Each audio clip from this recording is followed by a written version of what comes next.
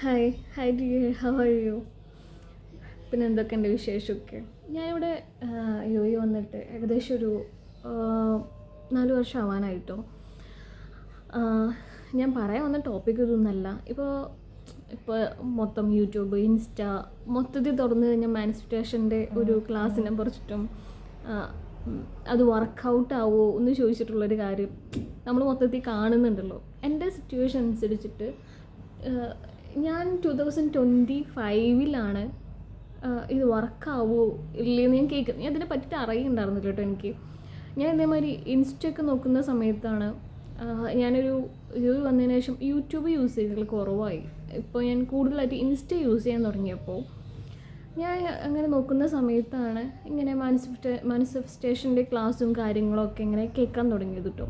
ഞാനത്ര perfect ഒന്നുമല്ല, പക്ഷേ എനിക്ക് വർക്കൗട്ടായ കുറച്ച് ടിപ്സും കാര്യങ്ങളാണ് ഞാൻ നിങ്ങൾക്ക് പറഞ്ഞുതരാൻ പോകുന്നത് കേട്ടോ. കാരണം 2025 ഞാൻ കേൾക്കുന്ന സമയത്ത് ഞാൻ വർക്ക് ചെയ്യുന്നത് ആദ്യം ഒരു ചെറിയ ജോബ് എന്ന് വെച്ചിട്ടുണ്ടെങ്കിൽ, ഞാനിപ്പോൾ വർക്ക് ചെയ്യുന്നത് ഫസ്റ്റത്തെ ജോബൊന്നുമല്ല. ഞാനൊരു 4-5 ജോബ് മാറിക്കഴിഞ്ഞതിന് ശേഷമാണ് ഇപ്പോൾ ഞാൻ നിൽക്കുന്ന ഒരു നല്ല ജോലിയിൽ ഞാൻ എത്തിയത്. ആ സമയത്ത് 2025 ഞാൻ കുറേ ജോബ്സ് ഞാൻ ചെയ്തിട്ടുണ്ട്. കാരണം ഇവിടെ വന്നിട്ട് പെട്ടെന്ന് ഒരാൾക്കും ഒരൊറ്റ ദിവസം കൊണ്ടൊന്നും ജോലി കിട്ടി സ്റ്റേബിളായിട്ടുള്ള ആരുമല്ല. നമുക്ക് നല്ല രീതിക്ക് ജോലി കിട്ടുന്നുണ്ടെങ്കിൽ നല്ല രീതിക്ക് ഹാർഡ് വർക്ക് ഉണ്ടെന്ന് തരും. എന്നെ സംബന്ധിച്ചിട്ട് എൻ്റെ ഒരു ആഗ്രഹം നല്ലൊരു ജോലി കിട്ടാമെന്നായിരുന്നു. ഞാൻ സൂപ്പർ മാർക്കറ്റിലായിരുന്നു ഇപ്പോൾ നിയർലി ഒരു 2 years ഞാൻ വർക്ക് ചെയ്തുകൊണ്ടിരുന്നത്. നല്ല വർക്കാണെന്ന് വെച്ചാൽ നല്ല രീതിക്ക് ഹാർഡ് വർക്കാണ്. കാരണം ഡേ ഓഫ് ഈ സൂപ്പർ മാർക്കറ്റിലൊക്കെ വർക്ക് ചെയ്യുന്ന ആൾക്കാർക്ക് ഡേ ഓഫ് ഉണ്ടാവില്ല കേട്ടോ. എൻ്റെ കറണ്ട് ഒരു വിസയുടെ ഒരു ഇഷ്യൂ ആയ കാരണമാണ് ഞാൻ അവിടെ കയറിയത്. ഡേ ഓഫ് ഉണ്ടാവില്ല, 12 hours ഡ്യൂട്ടിയും കാര്യങ്ങളൊക്കെ ആയിരിക്കും. അപ്പോൾ എൻ്റെ ഒരു ആഗ്രഹം അവിടെ നിന്ന് മാറിയിട്ട് എനിക്ക് നല്ലൊരു ജോലി കിട്ടണം എന്നായിരുന്നു ഞാൻ ആദ്യമായിട്ട് മാനിഫെസ്റ്റേഷൻ ചെയ്തുകൊണ്ടിരുന്നൊരു കാര്യം. അപ്പോൾ ഞാൻ ഡെയിലി അത് ചെയ്യുമായിരുന്നു കേട്ടോ. എനിക്ക് വർക്കൗട്ടുള്ള കാര്യം 2025 ഒന്നാമത്തെ എൻ്റെ ആഗ്രഹം, 3 ആഗ്രഹങ്ങളായിരുന്നു. ജോബ് ചേഞ്ച് ആവണം. 2025 എനിക്ക് എന്തായാലും ജോബ് മാറിയിട്ട് ഒരു പുതിയൊരു ജോലി എന്തായാലും എനിക്ക് കിട്ടണം. രണ്ടാമത്തെ എനിക്ക് ഗോൾഡ് വാങ്ങിക്കണം എന്ന് വെച്ചിട്ടുണ്ടെങ്കിൽ ഗോൾഡിൽ 2 കാര്യങ്ങൾ മേടിക്കണം എന്നായിരുന്നു എനിക്ക് ആഗ്രഹം. ഒന്ന് ഒരു ആംഗ്ലറ്റ്, സെക്കൻഡ് ഒരു ബ്രേസ്ലെറ്റ്, തേർഡ് ഒരു കാസിയോൻ്റെ വാച്ച്. അതൊരു 4th ആണ്, പക്ഷേ ഞാൻ ഗോൾഡ് എന്ന് പറഞ്ഞത് കൊണ്ടാണ് അത് പിന്നെയും കാസിയോൻ്റെ വാച്ച് 3 എന്ന് പറഞ്ഞത്. കാസിയോൻ്റെ വാച്ച് അത്ര ബിഗ്ഗസ്റ്റ് ഡ്രീമൊന്നും അല്ല, പക്ഷെ എന്നെ സംബന്ധിച്ച് ഒരു കാസിയോൻ്റെ വാച്ച് വാങ്ങാമെന്ന് പറഞ്ഞു കഴിഞ്ഞിട്ടുണ്ടെങ്കിൽ എനിക്കത് വലിയ ആഗ്രഹമുള്ളൊരു കാര്യമായിരുന്നു കേട്ടോ. ആ ഒരു ഗോൾഡ് വാങ്ങൽ ഞാൻ 4 ഐറ്റം പറഞ്ഞു, ആ 4 ഐറ്റം ഞാൻ വാങ്ങി. അതാണ് എൻ്റെ 2025 മിഷൻ. അത് ഞാൻ കംപ്ലീറ്റ് ചെയ്തു. കാരണം അതെങ്ങനെ ചെയ്തെന്ന് നിങ്ങൾക്ക് അറിയണമെന്ന് കൂടുതൽ ഡീറ്റെയിൽസ് ആഗ്രഹം ഉണ്ടെങ്കിൽ എന്നോട് ചോദിച്ചാൽ മതി, ഞാൻ പറഞ്ഞുതരാം. എൻ്റെ 2025 ഞാനത് വിഷൻ ബോർഡായിട്ടൊന്നും ക്രിയേറ്റ് ചെയ്തിട്ടുണ്ടായിരുന്നില്ല, പക്ഷേ എനിക്കൊരു ആഗ്രഹം ഉണ്ടായിരുന്നു.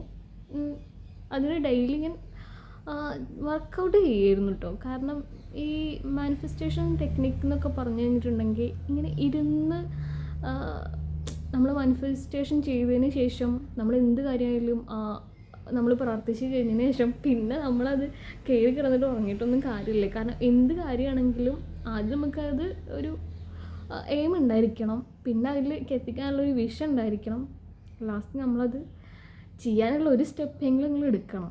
അതിലാണ് കാര്യമുള്ളൂ. എൻ്റെ ജോബിൻ്റെ കാര്യത്തിലാണെങ്കിലും സൂപ്പർ മാർക്കറ്റിൽ നിന്ന് മാറിയിട്ട് എനിക്ക് കുറച്ചും കൂടി മോസ്റ്റ്ലി എനിക്ക് ജാക്കറ്റിങ് എന്ന് വെച്ചിട്ടുണ്ടെങ്കിൽ ഇങ്ങനത്തെ കുറച്ചും കൂടി നല്ലൊരു പ്രൊഫഷണൽ ലുക്കിൽ വർക്ക് ചെയ്യണം എന്നായിരുന്നു എൻ്റെ ഏറ്റവും വലിയ ആഗ്രഹം. കാരണം നമ്മൾ പ്രൊഫഷണൽ ലുക്കിൽ വർക്ക് ചെയ്യുന്ന സമയത്ത് ഒന്നാമത്തെ കാര്യം, നമുക്ക് ബാക്കിയുള്ളവരുടെ നല്ലൊരു പുറത്തുനിന്നാണെങ്കിൽ നല്ലൊരു ട്രീറ്റ് കിട്ടും. അവർ നമ്മൾ കാണുന്ന സ്ഥലത്തിന് നമ്മൾ നല്ല രീതിക്ക് റെസ്പെക്റ്റ് ചെയ്യും. അപ്പോൾ സാലറി അല്ല ഞാൻ പ്രധാനമായിട്ടും ഫോക്കസ് ചെയ്തൊരു കാര്യം ഈ ഒരൊറ്റ കാര്യമായിരുന്നു കേട്ടോ. കാരണം എനിക്ക് കുറച്ചും കൂടി നല്ലൊരു പ്രൊഫഷണൽ വേയിൽ വർക്ക് ചെയ്യണം എന്നാണ്. പക്ഷേ ഞാനിപ്പോൾ വർക്ക് ചെയ്യുന്ന കമ്പനി ദൈവം സഹായിച്ച് എനിക്ക് നല്ലൊരു വർക്ക് കിട്ടി. കാരണം മലയാളീസ് ഒന്നും ഇല്ല കേട്ടോ. എൻ്റെ പേഴ്സണലിൽ മലയാളീസ് ഇല്ലാത്ത കമ്പനിയല്ല, മലയാളി ഓണേഴ്സ് അല്ലാത്ത കമ്പനിയിൽ കയറുകയാണ് ഞാൻ. മലയാളീസ് ഓണേഴ്സ് ആയിട്ടുള്ള കമ്പനിയിൽ കയറിയ ഒരാളാണ് ഞാൻ. എൻ്റെ അഭിപ്രായത്തിൽ വെരി ബാഡാണ്. പ്രത്യേകിച്ച് എനിക്ക് എല്ലാവരും കരിയറിൽ എൻ്റെ ഇതിൽ പ്രത്യേകിച്ച് മലയാളി കമ്പനിയിൽ കയറിയിരിക്കാൻ നല്ലത്. അപ്പോൾ എൻ്റെ ഇതിൽ വേറെ ആൾക്കാരാണ് ഓണേഴ്സ്, ഔട്ട് ഓഫ് കൺട്രി ഉള്ള ആൾക്കാരാണ്. അപ്പോൾ അവർ നമുക്ക് തരുന്ന ട്രീറ്റും അങ്ങനെയാണ്. അവർ നമ്മൾ നല്ല രീതിക്ക് റെസ്പെക്റ്റ് ചെയ്യും, കാര്യങ്ങൾ പറഞ്ഞു തരും. അപ്പോൾ ഒരു പ്രൊഫഷണൽ ടച്ചിലാണ് ഞാനിപ്പോൾ വർക്ക് ചെയ്തുകൊണ്ടിരിക്കുന്നത്. അവർ നമുക്ക് എങ്ങനെയാണ് ഒരു മീറ്റിംഗ് അറ്റൻഡ് ചെയ്തത്, എങ്ങനെയാണ് നമുക്ക് കസ്റ്റമറോട് മീറ്റ് ചെയ്യുന്നത്. ഞാൻ കസ്റ്റമറാണ്. ഞാൻ ഇവിടെ ഇപ്പം ഞാൻ ചെയ്യുന്ന വർക്ക് വെൻറ്റിലേഷൻ എക്സോസ് ഫാനിൻ്റെ സെയിൽസിലാണ് ഞാൻ വർക്ക് ചെയ്തുകൊണ്ടിരിക്കുന്നത്. രണ്ടാമത്തെ കാര്യം ആംഗ്ലെറ്റ്, ഞാനിവിടെ ഫോട്ടോ കൊടുക്കാം കേട്ടോ. ആംഗ്ലെറ്റ് ഞാൻ മേടിച്ചു. അതന്നെ ബ്രേസ്ലെറ്റിൻ്റെ ഇതുകൊണ്ട് ഉണ്ട് കേട്ടോ. ബ്രേസ്ലെറ്റ് ഞാൻ മേടിച്ചു കേട്ടോ. എനിക്ക് ബ്രേസ്ലെറ്റ്, പിന്നെ കാസിയോൻ്റെ വാച്ച്. ഇത് എനിക്ക് ഭയങ്കര ഞാൻ ആഗ്രഹിച്ച് മേടിച്ച സാധനമാണ് കേട്ടോ. എനിക്ക് നാട്ടിൽ എത്ര പൈസ ഉണ്ടെന്ന് എനിക്കറിയില്ല. ഇവിടുത്തെ ഒരു 200 ദിറംസിൻ്റെ മുകളിലാണ് ഞാൻ ഇത് മേടിക്കുമ്പോൾ. ഇവിടുത്തെ ഒരു 220 ദിറംസിനാണ് ഞാനിത് മേടിച്ചത് കേട്ടോ. അതായിരുന്നു എൻ്റെ ഒരു 2025 വിഷൻ ബോർഡ്. പക്ഷേ 2026 ഓൾറെഡി ഞാൻ പ്രിപ്പയർ ചെയ്തു കേട്ടോ. കാരണം നമുക്ക് ഏകദേശം 25 ഏകദേശം അറിഞ്ഞതുകൊണ്ട് തന്നെ 2026 എക്സാക്ട്ലി എനിക്ക് നല്ലൊരു പ്ലാനിങ് ഉണ്ടായിരുന്നു. എനിക്കറിയില്ല, പക്ഷേ we will try to maybe അല്ല, ഡെഫിനറ്റ്ലി. കാരണം നമുക്ക് എന്തൊരാഗ്രഹം ഉണ്ടെങ്കിലും നമ്മളതിനെ പറ്റിയൊരു കാര്യമായിട്ട്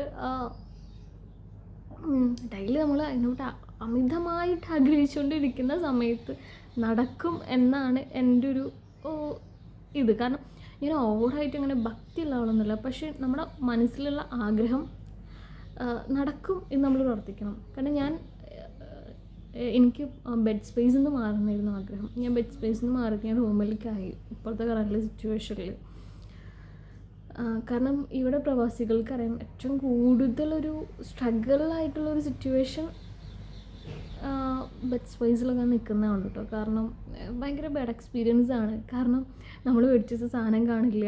കാരണം ചിലപ്പോൾ ഷിഫ്റ്റ് ഡ്യൂട്ടിയൊക്കെ ആണെന്നുണ്ടെങ്കിൽ ചിലപ്പോൾ നമുക്ക് ലേറ്റ് നൈറ്റ് ആവും വരിക. അപ്പോൾ അവർ കീഴ് കിടന്നിട്ട് ഉറങ്ങിയിട്ടുണ്ടായിരിക്കും. പിന്നെ നമ്മൾ ആഫ്റ്റർനൂൺ ചിലപ്പോൾ ബ്രേക്കിനൊക്കെ വരും. അപ്പോൾ അവർ വന്ന് കയറുന്ന സമയമായിരിക്കും. അപ്പോൾ ഈ ബ്രേക്കിൻ്റെ സമയത്ത് നമുക്ക് ഉറങ്ങാനും കാര്യങ്ങളൊന്നും പറ്റില്ല. അങ്ങനത്തെ കുറേ സിറ്റുവേഷൻസ് ഉണ്ട്. അപ്പോൾ അതിൽ നിന്ന് എനിക്ക് മാറണം നല്ല ആഗ്രഹമായിരുന്നു.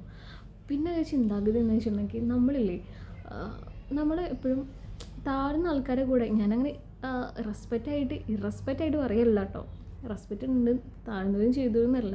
ഈ കുറച്ചും കൂടി ഉയർന്ന ചിന്താഗതിയുള്ള ആൾക്കാരെ കൂടെ നമ്മൾ നിൽക്കുകയാണെന്നുണ്ടെങ്കിൽ നമ്മൾ കുറച്ചും കൂടി ഗ്രോ അപ്പ് ആയി തുടങ്ങും. കാരണം അവരെ അടുത്തെത്താനെങ്കിൽ നമ്മൾ കുറച്ചെങ്കിലും ആഗ്രഹിക്കും. എൻ്റെ ലൈഫിൽ എനിക്കത് കുറച്ചും കൂടി വർക്കൗട്ടായിട്ടുള്ളൊരു കാര്യം കേട്ടോ. നമ്മൾ അവരുടെ അടുത്തേക്ക് എത്താനും കുറച്ചും കൂടി ആഗ്രഹിക്കും. ഞാനിപ്പോൾ നിൽക്കുന്നൊരു ചുറ്റുപാടെന്ന് വെച്ച് കഴിഞ്ഞിട്ടുണ്ടെങ്കിൽ കുറച്ചും കൂടി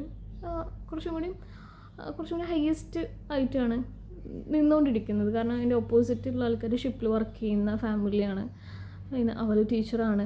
ഇപ്പോഴത്തെ റൂമിൽ ഷിപ്പിൽ വർക്ക് ചെയ്യുന്നവരാണ്. ഇവിടെ ടോട്ടൽ ഒരു 3 ബെഡ്റൂമേ ഉള്ളൂ. അപ്പോൾ അങ്ങനത്തെ ഒരു ആംബിയറിൽ നിൽക്കുന്നതുകൊണ്ട് തന്നെ നമുക്കും ആ ഒരു ആംബിയർ വരും. പിന്നെ എനിക്ക് വേറൊരു പോയിൻ്റായിട്ട് തോന്നിയിട്ടുള്ളത് നമ്മളെപ്പോഴും ഇല്ല, എൻ്റെ കയ്യിലില്ല, എനിക്കത് നടക്കില്ല, എനിക്കത് കിട്ടില്ല, എനിക്കത് ചെയ്യാൻ പറ്റില്ല, അങ്ങനെ നമ്മൾ വിചാരിക്കുന്നതിനനുസരിച്ച് നമ്മളും താഴേക്ക് പോയിക്കൊണ്ടിരിക്കും. അതാണ് എനിക്ക് നിങ്ങളത് സെക്കൻഡായിട്ട് പറയാനുള്ളത്. കാരണം നമ്മളും കൂടി എനിക്കത് കിട്ടും, എൻ്റെ കയ്യിലില്ല.